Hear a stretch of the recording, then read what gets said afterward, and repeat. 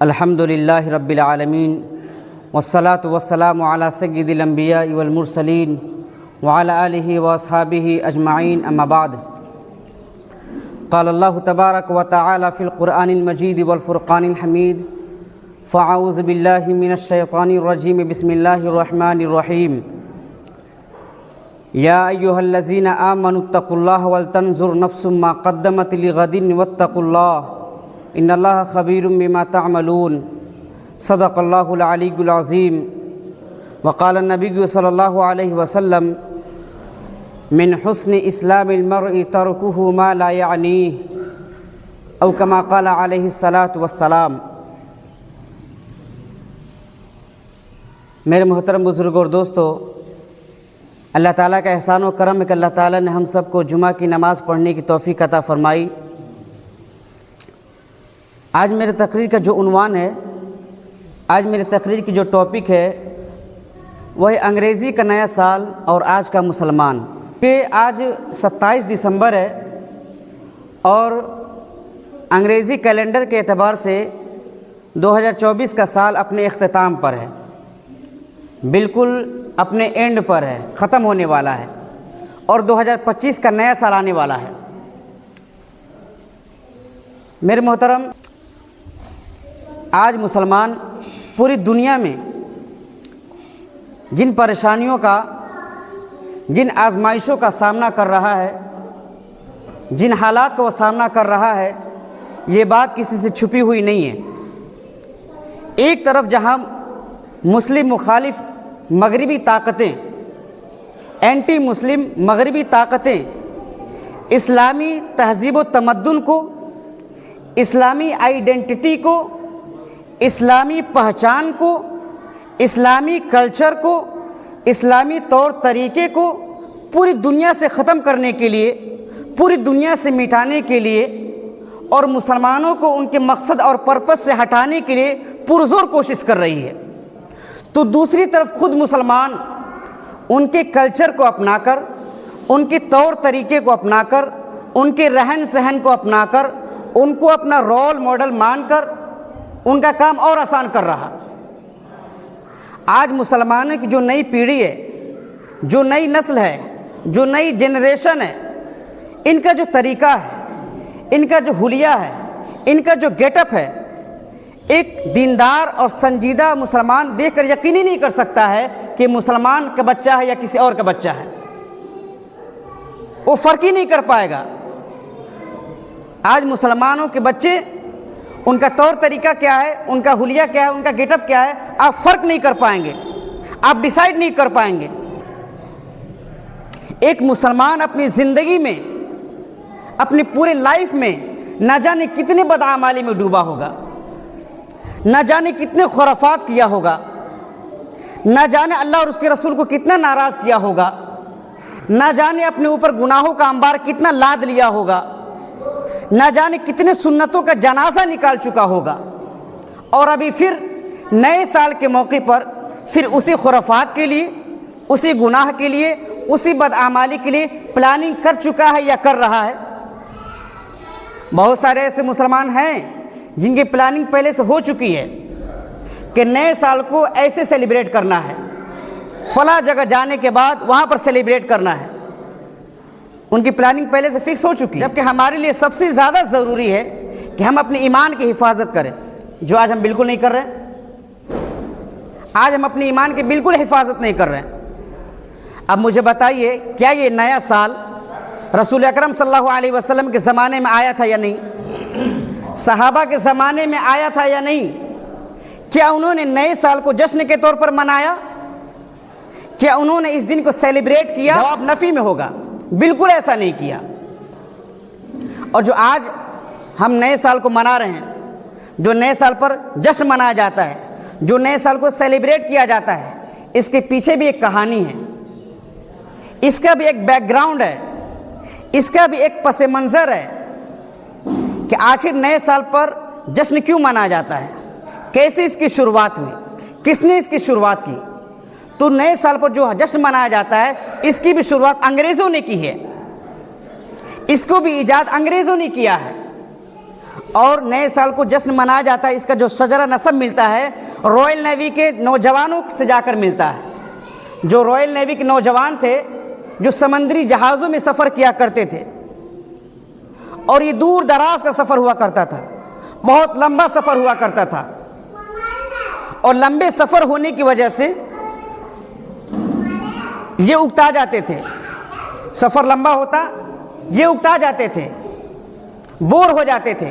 تو اپنی اسی اکتاہٹ کو دور کرنے کے لیے، اپنی اسی بوریت کو دور کرنے کے لیے انہوں نے اس کا حل یہ نکالا، آپس میں ایک دوسرے کا سالگرہ منانا شروع کر دیے، آپس میں ایک دوسرے کا جنم دن منانا شروع کر دیے، اپنے بیوی بچوں کا سالگرہ منانا شروع کر دیے، ایون کہ اپنے پالتو جانوروں کا سالگرہ منانا شروع کر دیے، کیونکہ سفر دور دراز کا تھا، وہ بور ہو رہے تھے، اکتا رہے تھے، تو کچھ نہ چاہیے، تو اپنے جانوروں کا بھی سالگرہ منانا شروع کر دیے۔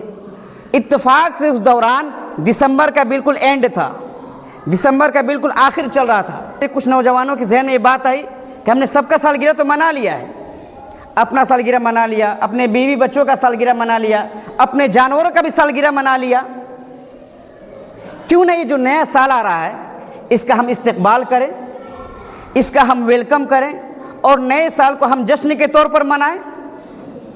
لہٰذا انہوں نے یہی کیا کہ 31 دسمبر کے لیے انہوں نے اپنے ورکروں کو، اپنے کارکنان کو یہ حکم دے دیا کہ پورے شپ کو سجا دیا جائے، پورے جہاز کو سجا دیا جائے، رقص و سرور کی محفلیں قائم کر دی جائے۔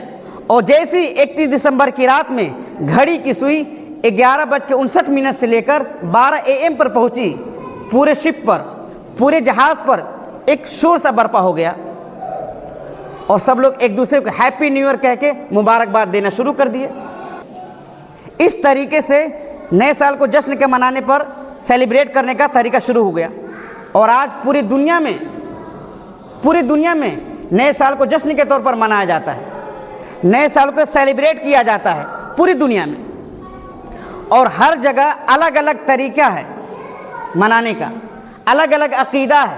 امریکہ میں نیو یارک سٹی میں وہاں پر ٹائم اسکوائر میں لوگ اکٹھا ہو جاتے ہیں اور الٹی گنتی گننے کا رواج ہے، اور جیسی گھڑی کی سوئی 11:59 سے 12 AM پر پہنچے گی، سب لوگ کیا ہو جائیں گے، ایک دوسرے کو مبارکباد دینا شروع کر دیں گے، ہیپی نیو ایئر، نیا سال مبارک، ہیپی نیو ایئر، نیا سال مبارک۔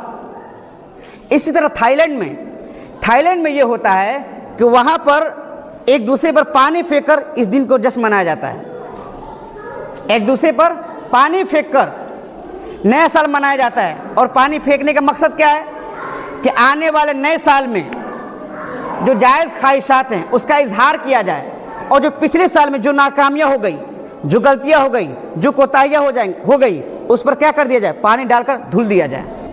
اسی طرح برازیل میں جو فٹ بال کے لیے مشہور ہے، برازیل میں وہاں پر یہ ماننا ہے کہ اگر آپ آنے والے نئے سال میں نقصان پہنچانے والے بری آتماؤں سے بچنا چاہتے ہیں، برے سایوں سے بچنا چاہتے ہیں، تو 31 دسمبر کے شام میں آپ کو سفید لباس پہننا ہوگا، وائٹ لباس پہننا ہوگا۔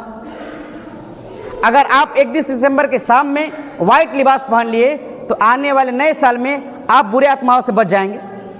یہ اس عقیدے کے تحت وہاں کے لوگ ہیپی نیو ایئر کو سیلیبریٹ کرتے ہیں، اور مسلمانوں میں بھی، یہاں پر بھی، ہمارے یہاں بھی 1 جنوری کو کوئی کسی کو مارے گا نہیں، 1 جنوری کو کوئی کسی کو بولے گا نہیں، 1 جنوری کو کوئی کسی کو رلائے گا نہیں۔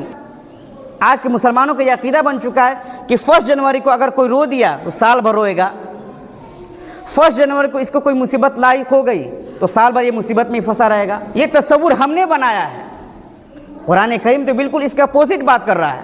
اللہ نے قرآن کریم میں فرمایا وَإِن يَمْسَسْكَ اللَّهُ بِضُرٍّ فَلَا كَاشِفَ لَهُ إِلَّا هُوَ، اگر اللہ تمہیں کوئی تکلیف پہنچانا چاہے تو کون ہے جو اللہ کے سوا اس تکلیف کو تم سے دور کر دے؟ وَإِن يُرِدْكَ بِخَيْرٍ فَلَا رَادَّ لِفَضْلِهِ، اور اگر اللہ تعالیٰ تمہیں بھلائی سے نوازنا چاہے، خیر سے نوازنا چاہے، اچھائی سے نوازنا چاہے، سکون سے نوازنا چاہے، آرام سے نوازنا چاہے، تو کون ہے اللہ کے علاوہ جو اس بھلائی کو تم سے روک دے؟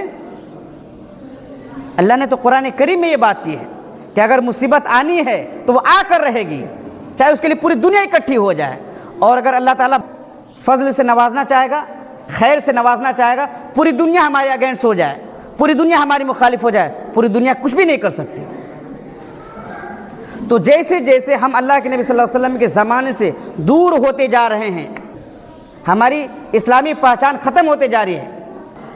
ہر سال نئے سال کے موقع پر مسلمان، چاہے نوجوان لڑکے ہوں، چاہے نوجوان لڑکیاں ہوں، چاہے بچے ہوں، چاہے بوڑھے ہوں، سب بس مستی میں ڈوبا رہتا ہے، سب کو مستی سوجھی ہوئی ہے، سب مستی میں رنگا رنگ رہتا ہے۔ ایون کہ جو ماں باپ ہوتے ہیں، جو پیرنٹس ہوتے ہیں، وہ بھی اس فتنے کے اس قدر شکار بن چکے ہیں کہ وہ بھی اپنے بچوں کے ساتھ ہیپی نیو ایئر کو سیلیبریٹ کرتے ہیں، نئے سال کو جشن کے طور پر مناتے ہیں، وہ اپنے بچوں کو شاباشی دیتے ہیں، اپریشیٹ کرتے ہیں۔ اور جب ان سے کہا جائے کہ بھائی آپ تو مسلمان ہیں، آپ یہ کیوں کر رہے ہیں، تو بس جواب یہی بچوں کی خوشی کے لیے کر رہے ہیں۔ آج مسلمان اپنے بچوں کی خوشی کے لیے ہر سال برتھ ڈے کر رہا ہے کہ نہیں کر رہا؟ اپنی بیوی کی خوشی کے لیے مسلمان میرج اینیورسری کر رہا ہے کہ نہیں کر رہا؟ تو ایک مسلمان کو اپنے بچوں کی، اپنے بیوی کی خوشی کی تو فکر ہے، لیکن اسے اللہ اور اس کے رسول کی ناراضگی کی کوئی فکر نہیں ہے۔ اسی لیے تو اللہ تعالیٰ نے قرآن کریم میں فرمایا، یا ایھا الذین آمنوا ان من ازواجکم واولادکم عدوا لکم، اے ایمان والو، تمہاری بیویاں اور تمہارے اولاد یہ تمہارے دشمن ہیں۔ اب آپ کہیں گے بڑی عجیب بات ہے، میری بیوی میری دشمن کیسے ہو سکتی ہے؟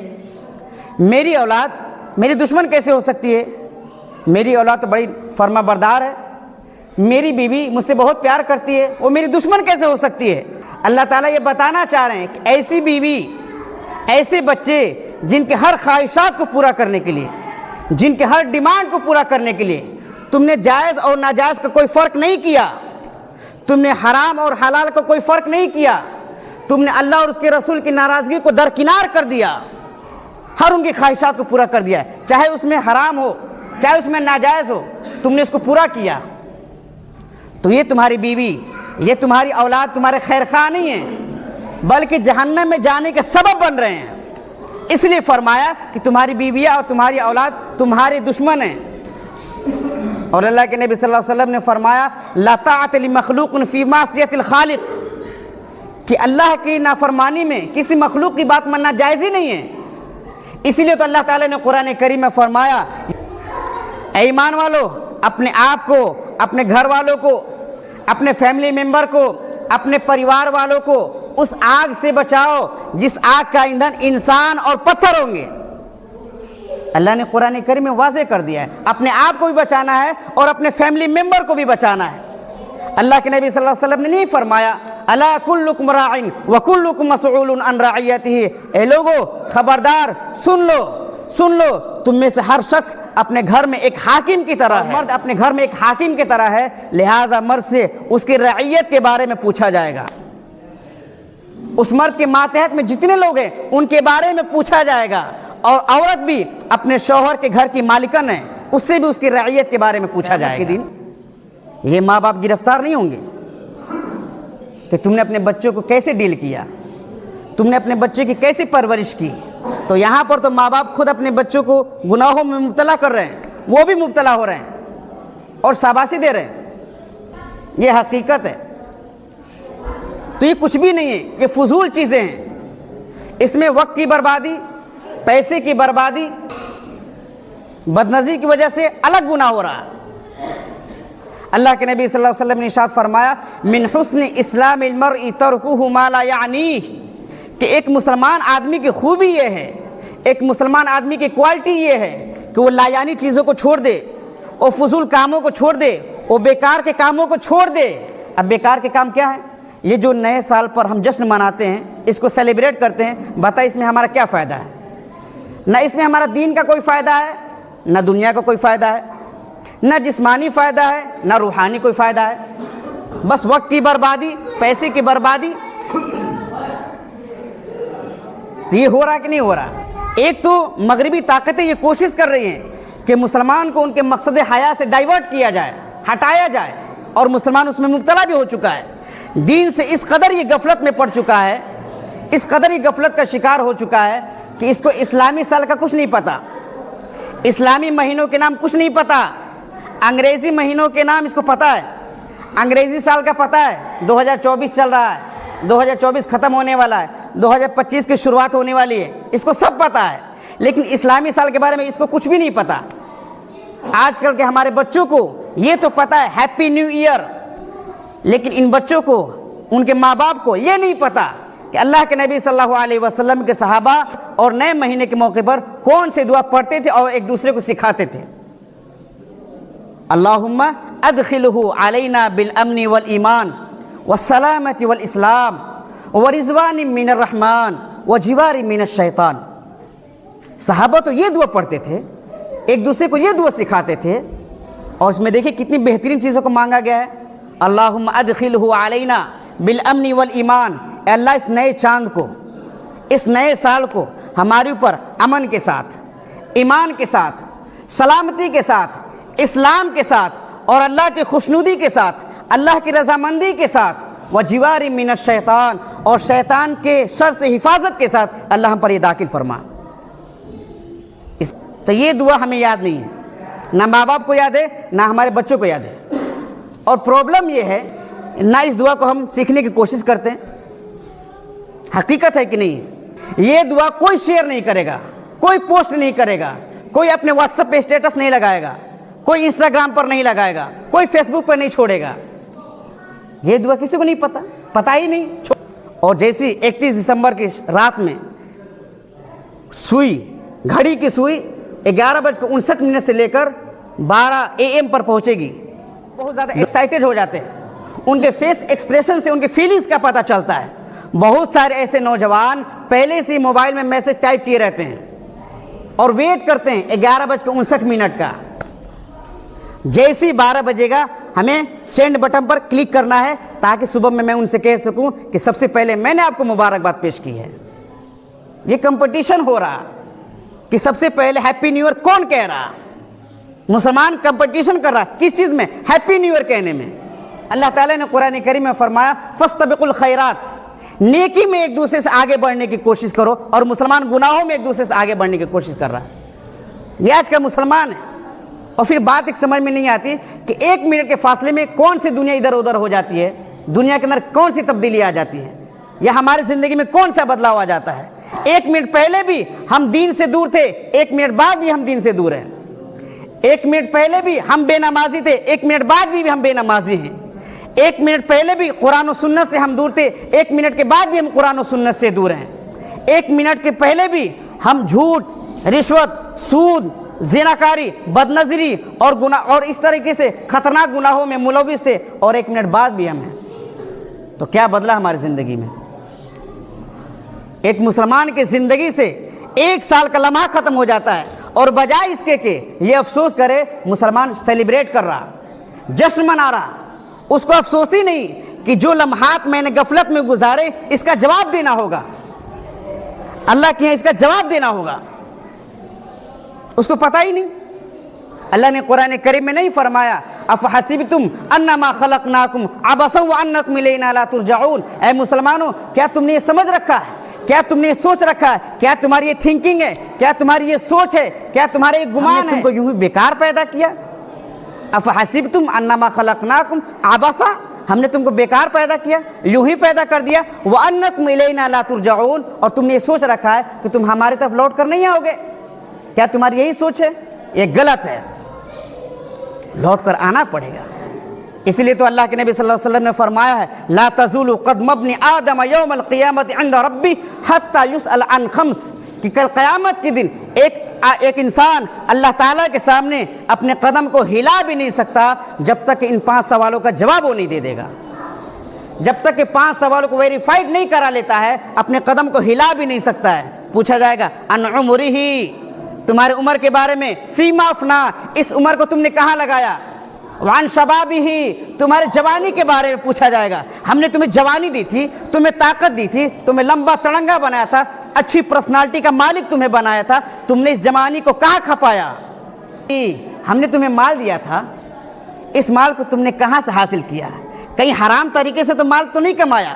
تمہارے انکم کا ذریعہ کیا تھا؟ تمہارے انکم کا سروت کیا تھا؟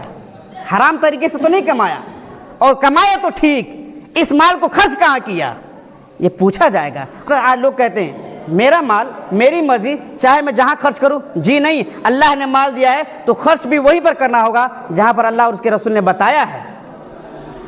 اور آخری سوال پوچھا جائے گا کہ ہم نے جو تم کو علم دیا تھا اس علم کے مطابق تم نے عمل کیا کیا۔ اللہ کے نبی صلی اللہ علیہ وسلم فرمایا کہ 5 چیزوں سے پہلے غنیمت سمجھو، موقع سمجھو، ایک آپشن سمجھو۔ فرمایا شبابک قبل حرمک، اپنے جوانی کو اپنے بڑھاپے سے پہلے، وصحتک قبل سقمک، اور اپنے تندرستی کو بیماری سے پہلے، اپنی مالداری کو فقیری سے پہلے، محتاجی سے پہلے، وفراغک قبل شغلک، اور اپنے خالی وقت کو، فرصت وقت کو، فری وقت کو، بزی ہونے سے پہلے، مصروف ہونے سے پہلے۔ اور آخر فرمایا وحیاتک قبل موتک، اپنے زندگی کو ایک موقع سمجھو، قبل موتک، اپنے موت سے پہلے۔ اس لیے میرے محترم، ہمیں چاہیے کہ ہم اپنے پاسٹ کا، اپنے ماضی کا حساب کریں، اس کا احتساب کریں، اور اللہ تعالیٰ نے خود قرآن کریم میں اس کا آرڈر دیا ہے۔ فرمایا یا ایھا الذین آمنوا اتقوا اللہ ولتنظر نفس ما قدمت لغد واتقوا اللہ، اے ایمان والو اللہ سے ڈرتے رہو، اور ہر شخص یہ دیکھے، یہ غور کرے، یہ فکر کرے کہ اس نے آنے والی زندگی کے لیے کیا عمل کیا ہے۔ آج ہر انسان حساب کرتا ہے کہ نہیں کرتا ہے؟ ہر بزنس مین حساب کرتا ہے، کتنا پروفٹ ہوا، کتنا کا لاس ہوا، کتنا فائدہ ہوا، کتنا نقصان ہوا۔ تو ہم اپنی زندگی کا بھی تو حساب کریں۔ اللہ کے نبی صلی اللہ علیہ وسلم نے فرمایا حاسبوا قبل ان تحاسبوا، اپنا محاسبہ کرو، اپنے آپ کو پرکھو، اپنا جائزہ لو، اپنا اسسمنٹ کرو قبل اس کے کہ تم کو پرکھا جائے، تمہارا حساب کتاب لیا جائے۔ اس سے پہلے کیا کر لو؟ حساب کتاب کر لو۔ تو نیا سال آنے والا ہے، اس کے لیے ہمیں سوچنا ہے کہ اب تک جو زندگی ہماری گزری ہے، نماز، روزہ، حج، زکوٰۃ، باوجود اس کے فرض ہونے کے ہم نے اس کو ادا نہیں کیا، ہم نے اس میں کوتاہی کی۔ آنے والا نئے سال کے لیے ہم فیوچر پلاننگ کے لیے اپنے تیار ہو جائیں۔ اللہ تبارک و تعالی کہنے سننے زیادہ پر عمل کرنے کی توفیق عطا فرمائے۔ وآخر دعوانا ان الحمد للہ رب العالمین۔